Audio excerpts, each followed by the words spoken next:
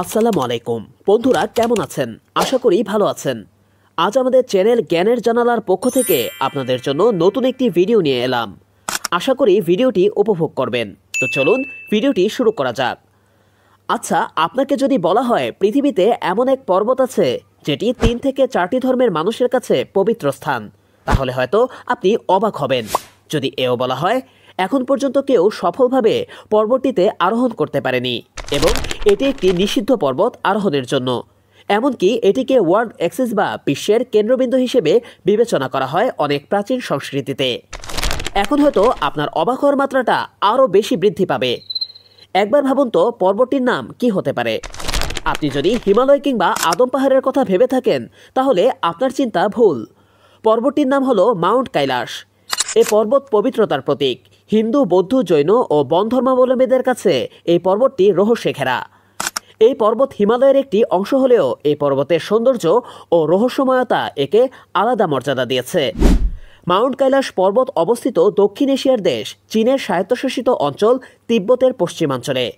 এই পর্বতের উচ্চতা প্রায় ৬,৬৩৮ মিটার।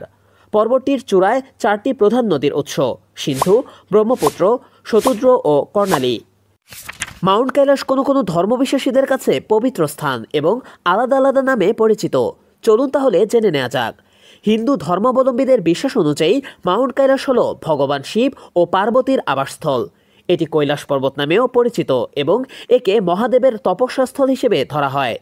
বৌদ্ধরা একে কাংরিংবোচে নামে ডাকে এবং এটি তাদের কাছে চক্রসম্বর তান্ত্রিক দেবতার আবাসস্থল। তারা বিশ্বাস করেন এটি মহাযান বৌদ্ধ ধর্মের চূড়ান্ত জ্ঞান লাভের এক প্রতীক। জৈনদের মতে তাদের প্রথম তীর্থঙ্কর ঋষিদেব এখানেই মোক্ষ লাভ করেছিলেন। এ কারণে জৈন ধর্মেও এটি এক মহাপবিত্র স্থান। বন ধর্মের মতে তিব্বতের প্রাচীন বন ধর্মে এটি আধ্যাত্মিক শক্তির কেন্দ্র। তাদের বিশ্বাস অনুযায়ী বন ধর্মের প্রতিষ্ঠাতা এবং দেবতা সেনরা মিউচের বাসস্থান এ পর্বতেই ছিল। মাউন্ট কৈলাস পর্বতকে ঘিরে রয়েছে একটি 52 কিলোমিটার দীর্ঘ পথ, যাকে বলা হয় কোরা। অবাক করা বিষয় হলো 4 ধর্মের মানুষের কাছে পর্বতটি আলাদা আলাদা নামে এবং আলাদা আলাদা কারণে পবিত্র স্থান হলেও 4 ধর্মের মানুষের রয়েছে এক অবিশ্বাস্য মিল। আর মিলটি হলো 4 ধর্মের ভক্তরা এই পথে হাঁটেন অথবা প্রণাম জানিয়ে ঘোরেন। প্রত্যেকের নিজস্ব বিশ্বাস ও আচার অনুসারে এই কোরা ঘোরা হয়। কারো কাছে পাপমোচনের জন্য, আবার কারো কাছে ধ্যান ও সাধনার জন্য, আবার কারো কারো কাছে মুক্তির পথ হিসেবে।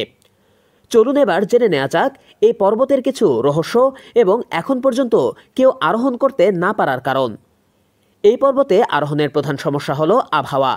আবহাওয়া অত্যন্ত প্রতিকূল ও দ্রুত পরিবর্তনশীল। বরফ ও গ্লেসিয়ারে ঢাকা থাকায় খাড়া ঢালগুলো অত্যন্ত বিপজ্জনক। অভিজ্ঞ পর্বত আরোহীরাও বলছেন এই পর্বতের ঢাল এবং আকৃতি অস্বাভাবিকভাবে রহস্যময় এবং সহজে আরোহণযোগ্য নয়।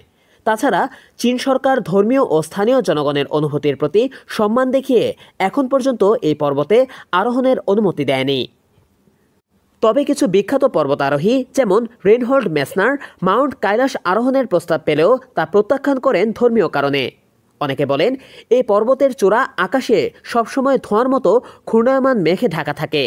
কিছু অনুসন্ধানকারীদের মতে এর চারপাশে রয়েছে ভৌগোলিক ও চৌম্বকীয় অস্বাভাবিকতা, যা নৈতিক বা প্রযুক্তিগত তন্ত্রকে বিভ্রান্ত করে।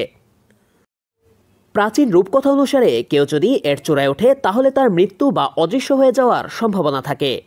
শুধু ধর্মীয় দৃষ্টিভঙ্গি আর রহস্যের জন্য এই পর্বতটি পরিচিতি পায়নি।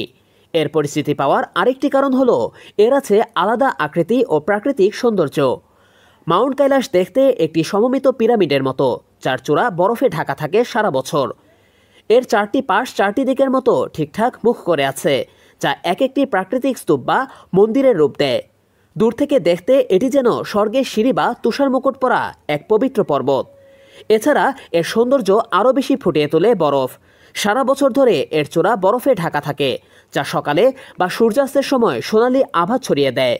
সূর্যালোকের পরিবর্তনের সঙ্গে সঙ্গে বরফের রঙও বদলায় হামিংবার্ড পাখির মতো, সাদা থেকে সোনালি, কখনো রূপালি। সূর্যের আলোর সাথে চলে পর্বতের রঙের লুকোচুরি খেলা।